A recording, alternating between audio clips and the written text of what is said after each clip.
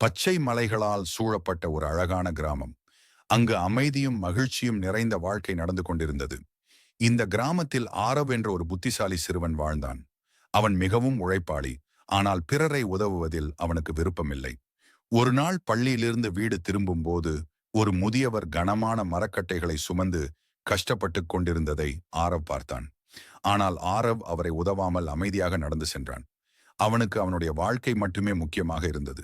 சிறிது தூரம் சென்றதும் ஆரவ் ஒரு கல்லில் இடறி கீழே விழுந்தான். அவன் கால் காயமடைந்தது. அதே முதியவர் மெதுவாக வந்து ஆரவுக்கு உதவி செய்து எழுந்து நிற்கச் செய்தார். அன்பும் கருணையும் அவனுக்கு ஆறுதலாக இருந்தது. சில நாட்களில் கிராமத்தில் விளக்கு திருவிழா கொண்டாடப்பட்டது. ஒவ்வொருவரும் தங்கள் விளக்குகளை ஏற்றி மகிழ்ந்தனர். ஆனால் திடீரென காற்று வீசியதால் ஆரவின் விளக்கு அணைந்தது. அவன் மிகவும் கவலையடைந்தான்.